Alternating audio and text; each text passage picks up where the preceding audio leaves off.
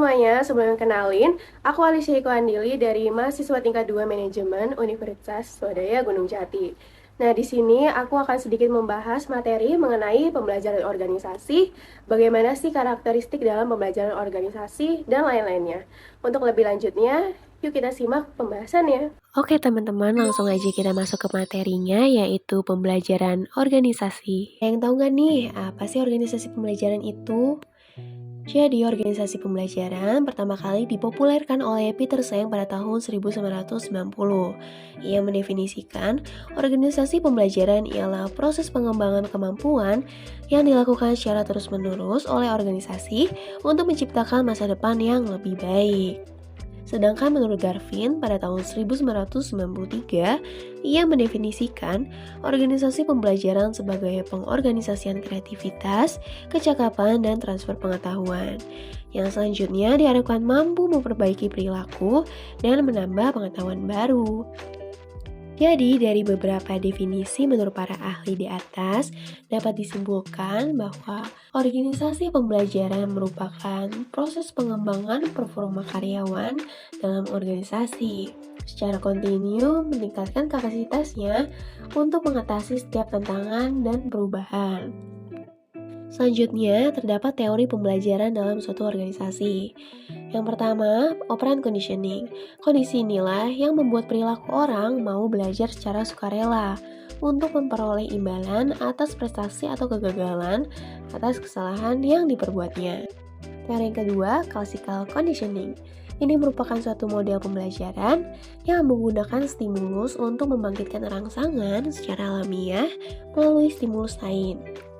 Teori yang ketiga, yaitu social learning theory, yang dimana orang akan melakukan pembelajaran melalui pengamatan dan pengalaman secara langsung tentang terjadinya suatu masalah. Dalam organisasi pembelajaran tentunya membutuhkan teknik ataupun langkah-langkah yang perlu dilalui. Yaitu yang pertama, penguasaan pengetahuan. Ini merupakan suatu proses yang dilakukan organisasi dengan cara menghimpun keahlian dari pekerja untuk menciptakan cadangan sumber pengetahuan. Yang kedua, distribusi informasi.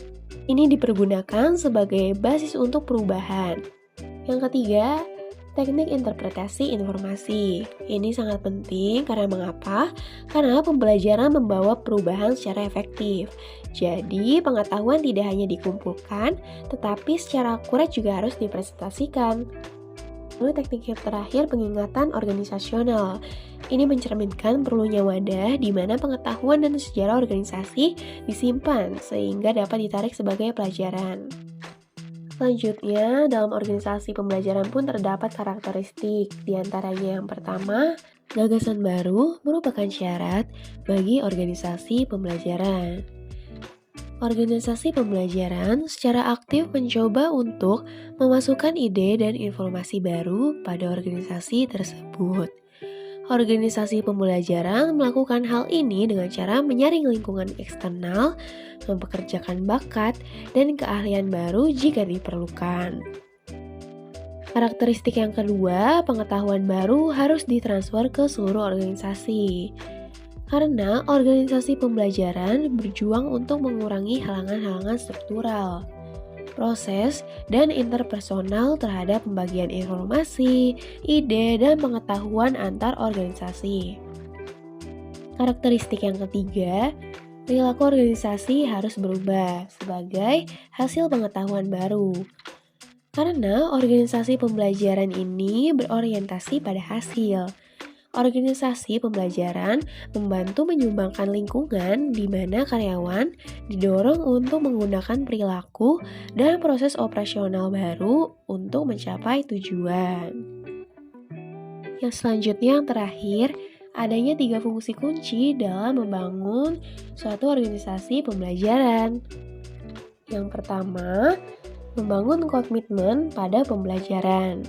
Seperti dengan membuat pembelajaran sebagai komponen visi dan tujuan strategis, investasi dalam pembelajaran, mempromosikan luas tentang nilai pembelajaran, mengukur tolak ukur, menelusuri pembelajaran, menciptakan penghargaan dan simbol pembelajaran. Fungsi yang kedua yaitu bekerja menggeneralisir gagasan dengan dampak menciptakan prasarana yang menggerakkan gagasan sepanjang batas organisasi.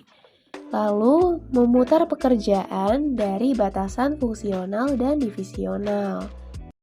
Nah, selanjutnya, fungsi kunci yang terakhir dalam membangun organisasi pembelajaran yaitu bekerja untuk membangkitkan dan dampaknya terhadap implementasi program perbaikan terus-menerus.